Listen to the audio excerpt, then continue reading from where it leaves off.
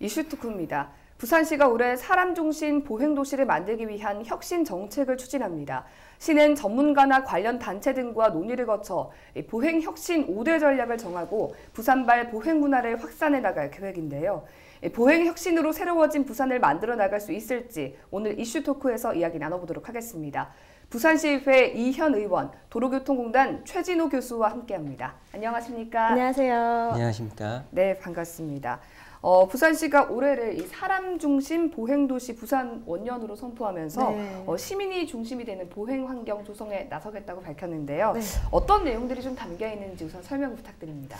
우선 이제 쉽게 이해를 돕기 위해서 사람 중심 보행 혁신 종합계획이라는 게 있습니다. 이제 5가지가 있는데 막힘없이, 걱정 없이, 마실 가듯이, 쇼핑 가듯이, 그리고 모두 다 같이 이렇게 5가지의 정책들이 있어요. 막힘없이 같은 경우에는 우리가 보행을 하다 보면 중간에 거리가 막히는 구간들이 있지 않습니까? 네. 그런 부분을 조금씩 제거해 나가겠다는 그런 것이고, 걱정 없이 같은 경우에는 안전과 관련된 부분이에요. 그래서 예를 들어서 안전속도 5030이라든지 우리가 안전하게 보행을 할 수 있는 문화를 조성해 나가자, 이런 거고, 마실 가듯이는 마실이 뭔지 아시죠? 예. 집 앞에 마실 가는 거잖아요. 그래서 뭐 도시 내에 숲길을 조성한다든지 이렇게 해서 그냥 마실을 편하게 갈 수 있는 분위기를 조성해 나가자, 이런 게 있고, 소풍 가듯이는 이제 광안대교 정기 개방이라든지 이런 걸 이용해서 소풍을 걸어서 갈 수 있다, 이런 분위기를 만들어 나가는 겁니다. 그리고 마지막으로 모두 다 같이 같은 경우에는 뭐 1530 건강 걷기 이런 게 예시가 될 수 있겠는데요. 같이 한번 재밌게 걸어보자, 그런 분위기를 만들어 보자, 이런 정책들이 있을 것 같습니다.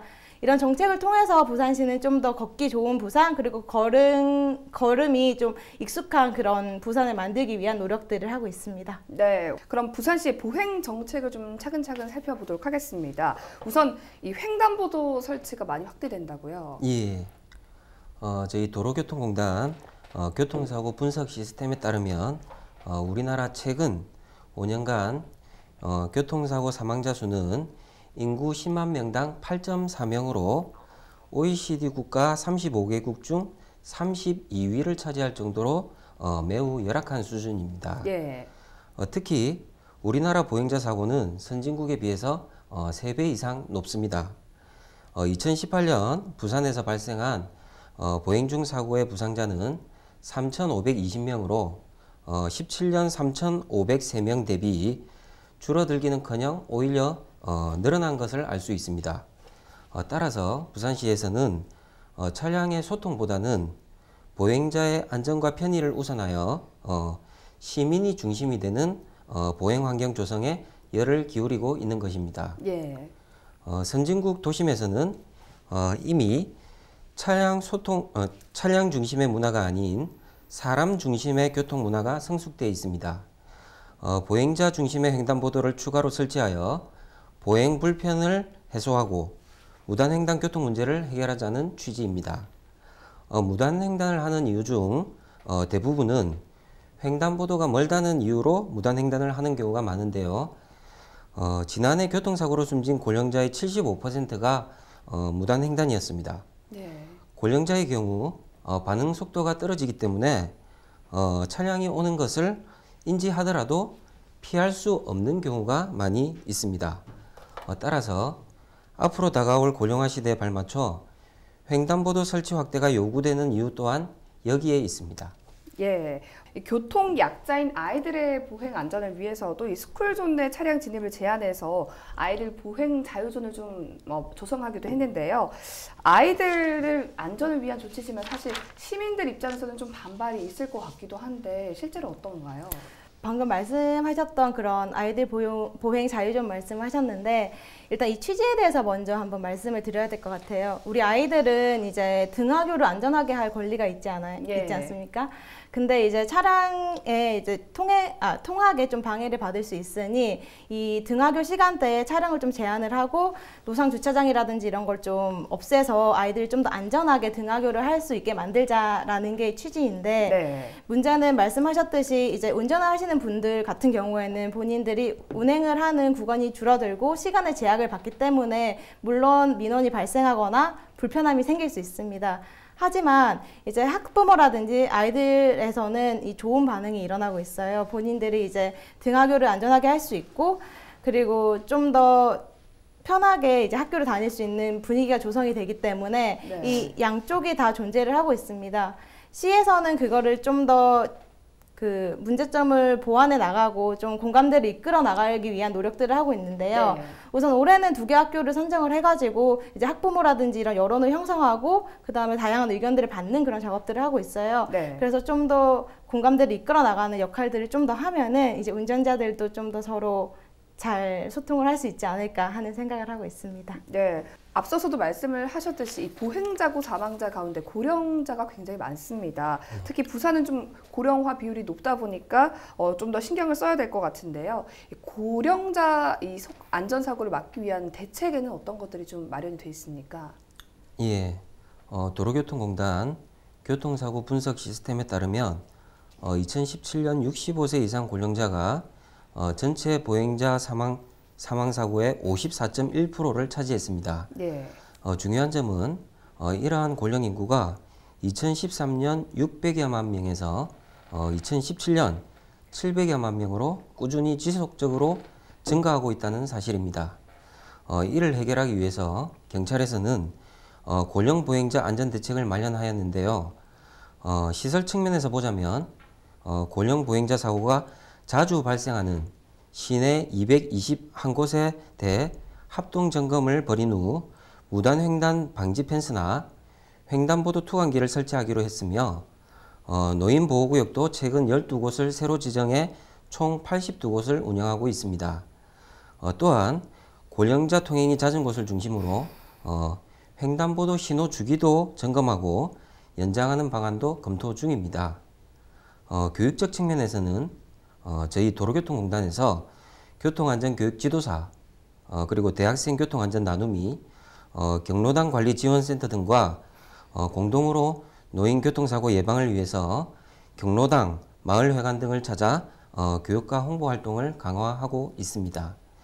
면허시험장에서는 고령 운전자 사고를 줄이기 위해서 지난해부터 운전면허증 자진 반납제를 운용하고 있습니다. 네. 작년 한 해 65세 이상 고령자 5,280명이 면허를 반납하였고 올해도 2월까지 1,200명이 동참을 하였습니다. 예, 앞서서 이제 의원님하고는 어린이 그리고 고령자 이야기를 좀 해봤었는데요. 교통약자인 장애인의 이동권도 좀 보장되어야 할 것 같은데 어떻습니까? 네, 맞습니다. 혹시 두리발이라는 거 들어보셨는지 모르겠는데 네. 두리발이 이제 장애인들이 이용하는 택시 같은 겁니다. 그래서 이 두리발이 좀 더 편하게 이용을 할 수 있으면 그들이 이동권이 좀 보장이 되겠죠. 사실 이 두리발이 부산시 산하의 시설공단으로 4월 1일부터 위탁 운영이 시작됐거든요. 네. 그렇게 되면서 우리가 공공성이라든지 공익성을 어떻게 높일 수 있을까에 대한 고민을 꾸준하게 하고 있는 실정입니다. 네. 또한 저희 예산 편성을 통해서 두리발이 노후된 차량이 되게 많았어요. 그러면 이제 안전에 문제가 생길 수 있기 때문에 예산 편성을 해서 20대 정도를 이제 노후 차량을 교체를 하고 30대 증차를 위한 노력을 하고 있습니다. 네. 앞으로도 좀 더 그 두리발을 잘 운영할 수 있도록 다양한 노력들을 할 계획을 가지고 있고, 그 다음에 두 번째로 시내버스에 저상버스라는 게 있습니다. 네. 네. 이렇게 버스가 원래 계단이 이렇게 있잖아요. 네. 그러면은 이제 교통약자인 장애인들이 이용하기 상당히 불편합니다. 그래서 저상버스를 확대 시행하는 방안들을 우리가 검토를 하고 있는데, 현재는 599대가 지금 운행 중에 있지만 앞으로는 좀 더 늘려가지고 그들의 이동권을 좀 보장해 주려는 노력을 하고 있습니다. 네. 네, 마지막으로 이제 그냥 이동을 하는 경우가 있잖아요. 휠체어를 사용을 하던 뭐 다른 수단을 사용을 하던 이동을 할 경우에 보도블럭이 좀 깨져 있거나 이게 단이 이렇게 있으면은 움직이는 되게 불편함이 있습니다. 네. 그런 부분을 이제 점검에 나섰고 조금씩 보완해 나가고 있는 그런 실정입니다. 예, 이제 올 하반기부터 실시될 계획이라고 하는데요. 이 사업을 추진하는 이유가 있습니까? 먼저 안전속도 5030이란 부산 지역 왕복 2차선 이상 주요 도로의 제한 속도를 현행 60km에서 50km로, 그 외 보호구역과 이면도로에서는 30km로 하향 조정하자는 정책입니다. 네. 지난 4월 17일 개정된 도로교통법 시행규칙에 따르면 2021년 4월 17일부터는 전국 도시지역의 일반 도로에서 운행하는 자동차의 운행속도가 최대 50km 이내로 낮아지게 됩니다. 다만 원활한 소통을 위해 필요하다고 인정하는 경우에 한해서만 60km로 적용할 수 있도록 합니다. 부산광역시의 경우 오는 10월부터 개정된 법에 앞서 시내 모든 구간에서 안전속도 5030을 실시할 계획입니다. 특히 부산광역시는 이미 2017년 9월부터 영도구 내 전체 지역에서 안전속도 5030을 시범적으로 운영을 해왔고, 이로 인해 지난해 보행자 사망사고가 37.5%로 줄었으며 네. 심야 사고도 42.2%로 감소하는 등 큰 성과를 거두고 있습니다. 일부에서는 현재도 교통체증이 심각한데 체증이 더욱더 심각해지는 건 아니냐 하는 우려도 있는데요. 도심에서 최고 속도를 60km에서 50km로 변경하였을 경우 실제로는 3분 정도밖에 차이가 나지 않는다는 것이죠. 따라서 3분 정도 차이에 생명과 연관되는 사고를 막아낼 수 있는 것이죠. 예. 사고 위험이 좀 줄었다고 해서 안심이 되긴 하지만 10km가 내려가면 왜 택시를 이용하시는 분들이 요금이 더 나오는 거 아닌가? 왜 같은 거리인데? 이렇게 생각하시기도 하실 것 같거든요. 실제로 좀 뭐 요금 차이가 크게 발생을 할까요? 예, 시와 경찰청에서는 5030 시행 시 영업이익 손실, 그리고 이동 신속성 저하 등 택시업계의 우려를 불식시키기 위해서 최근 주야간에 걸쳐 제한 속도별 택시 요금 영향에 대한 실증 조사를 실시한 바 있습니다. 조사 결과에 따르면 8.7km 이동 거리를 기준에 시속 50km, 시속 60km 주행 시 평균 100원 정도의 요금 차이가 발생하는 등 속도 하향으로 인한 요금 차이는 거의 없는 것으로 나타났습니다. 네. 시와 경찰청은 올 하반기에도 안전속도 5030의 시행을 위해서는 택시, 버스, 운수업계의 참여가 중요함을 고려해서 앞으로도 운수업계를 대상으로 설명회를 지속적으로 개최하면서 의견도 수렴할 계획입니다. 예. 사실 이 교통정책이 계속 이렇게 보행자 중심으로 가다 보면 왜 부산은 좀 구간마다 차가 많이 막히는 그런 구간들이 왜 있지 않습니까? 네. 운전자 입장에서는 좀 불만이 나올 법도 한데 이런 부분에 대해서는 어떻게 보시나요, 의원님? 네, 모든 정책은 양면이 다 있는 것 같아요. 그래서 저도 이제 의원이다 보니까 다양한 민원도 듣고 양쪽의 입장을 다 듣는 그런 상황들이 많은데요. 네. 그때 필요한 게 상호 배려가 아닌가 하는 생각이 듭니다.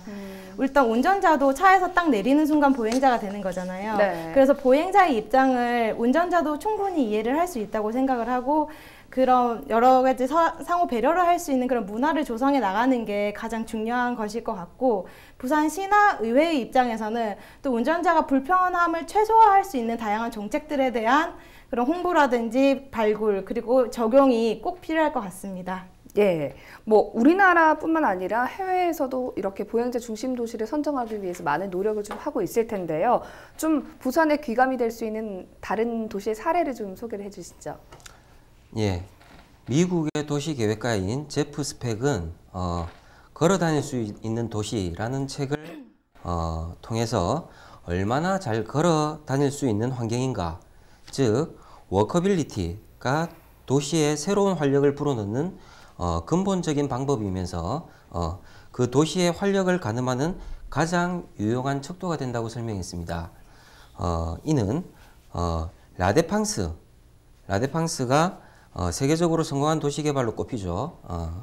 편리한 대중교통, 그리고 파리와 8km 떨어진 우수한 접근성을 바탕으로 토탈, 탈레스 등 대기업을 포함해서 500여 개 기업을 유치를 했습니다. 이 중 40%가 외국계 기업이고 지난해에만 아마존 등 43개 기업이 새로 자리를 잡았습니다. 라데팡스 성공의 가장 큰 비결은 보행자 중심의 도시였습니다. 라데팡스의 보행자 우선 도시라는 지향점을 목표로 보행자 전용 공간만 31만 제곱미터에 달해서 교통사고가 사전에 발생할 수 없는 환경을 구축을 하였습니다. 네, 마지막으로 보행 친화 도시 조성을 위해서 앞으로 어떤 정책이 좀 마련이 돼야 한다고 보십니까? 일단 저는 지금 의정활동을 통해서 다양한 정책들을 접했는데요. 그중에서 몇 가지 정책을 좀 소개를 하면서 어떤 방향으로 가야 될지 좀 말씀을 드리겠습니다. 네. 일단 안전속도 5030 아까 말씀하셨던 그런 정책 같은 경우에는 일단 장기적인 관점으로 바라보는 게 정말 중요한 것 같아요. 이것을 진행을 하면서 느꼈던 다양한 에피소드들이 있는데 그중에서 인식의 전환이 정말 중요하다는 그런 부분이 있어요. 네. 운전자들 입장에서는 그 시속 50이 최대 속도가 되면은 여러 가지 불편함이 야기할 수 있는데 그것을 해소할 수 있는 것은 인식의 전환이 필요하다 이런 부분이 있기 때문에 그것을 어떻게 이끌어 나갈 것인가에 대한 노력을 부산시와 이제 경찰청이랑 같이 협의를 해가지고 다양하게 활동을 진행을 하고 있습니다. 그래서 우리가 그 시가 주도가 되는 게 아니라 공감대를 이끌어 나가는 그런 정책들을 앞으로도 계속 발굴해야 된다는 그런 생각이 있습니다. 네. 또 둘째로 보면은 그 고령 운전자 운전면허증 자진 반납이라는 제도가 있어요. 그러니까 고령 운전자들이 자진해서 운전면허증을 반납을 하면 10만 원을 받는 그런 제도인데요. 네. 이게 부산이 또 선제적으로 먼저 한 그런 제도입니다. 근데 이게 좋았던 점이 뭐냐면 우선 인식의 전환이 문제가 있었지만 본인들이 자진적으로 반납을 한다는 거예요. 그래서 시에서 이제 조례 제정을 해가지고 이렇게 진행을 했습니다. 근데 이제 진행을 하다 보니까 이제 재정 편성이 돼야 되는 부분이 있었어요. 그런 부분에 있어서도 이제 시랑 그다음에 의회가 잘 협력을 해가지고 추가 예산의 편성을 통해서 좀 잘 굴러가게끔 이렇게 한 그런 사례가 있습니다. 네. 이런 정책들을 보니까 좋은 정책을 발굴하는 것도 정말 중요하지만 그게 진행되는 과정에서 각각의 요소들에서 어떻게 우리가 도움을 주고 어떻게 변화를 하고 진행을 해가야 되는가에 대한 고민을 하는 게 중요한 것 같아요. 네. 네, 그래서 방향성을 설정하고 어떻게 이끌어 나가는 것이 중요하다 이런 말씀을 드리겠습니다. 네. 교수님께서는 어떻게 보십니까? 여러 정책이 있겠지만 가장 눈앞에 있는 현실적 사례로 현대차와 카이스트가 지난 2월부터 4월 중순까지 카이스트 대전 캠퍼스 내에서 첨단 IoT를 접목한 전동 킥보드 공유 시범 프로젝트를 실시한 바 있습니다. 총 50대 전동 킥보드를 캠퍼스 주요 지역에 비치해서 200명의 학생들이 학교 내에서 전동 킥보드를 마음껏 이용할 수 있도록 했으며 스마트폰 전용 앱을 통해서 전동 킥보드 위치, 배터리 상태, 그리고 대여 가능 여부 등을 손쉽게 확인할 수 있도록 하였습니다. 2개월간 공유 전동 킥보드를 이용한 건수는 총 3,300여 건, 누적 이용 거리는 약 5,000km에 달했으며 다양한 사전 안전조치 덕분에 안전사고는 단 한 건도 발생하지 않았습니다. 이는 부산의 부경대에서도 비슷한 사례가 활성화되고 있습니다. 전동 킥보드를 이용한 사례가 활성화되고 있고요. 그리고 일반 도로에서도 이와 같은 개인형 이동수단이 활성화되고 그리고 사고 발생을 막기 위한 민관이 상호 협력하고 개인형 이동수단의 중장기적인 안전관리 대책을 구축할 필요가 있습니다. 정부에서는 이에 대한 법제화가 이루어져야 되는데요. 예를 들어서 개인용 이동수단의 범위는 어디까지로 정할 것인가, 그리고 도로에서의 주행 허용 기준은 어떻게 될 것이며, 그리고 사회적인 공감대 형성, 그리고 교육 이수, 보험, 면허, 이런 부분들이 선진화된 정책 기준이 필요할 것으로 보입니다.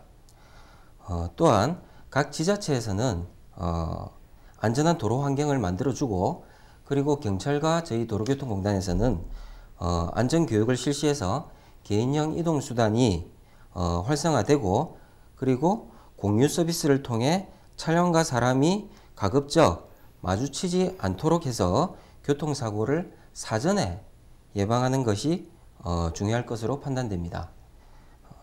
자전거 역시 친환경적이고 그리고 개인 교통수단이 될 수 있으므로 이 역시 장려하는 것이 바람직할 것으로 보입니다. 차량은 가급적 지상이 아닌 지하로 움직이게 해서 지상에는 사람이 움직일 수 있는 공간을 많이 만드는 것이 좋을 것 같습니다. 네, 아까 의원님께서 말씀하신 차에서 내리는 순간 보행자가 된다라는 말이 굉장히 인상 깊었는데요. 운전자들의 이해 그리고 서로 배려하고 이해하면서 그런 보행 안전 문화를 조성해 갔으면 하는 바람입니다. 오늘 이슈토크 여기서 마치겠습니다. 함께해 주셔서 고맙습니다. 감사합니다. 고맙습니다.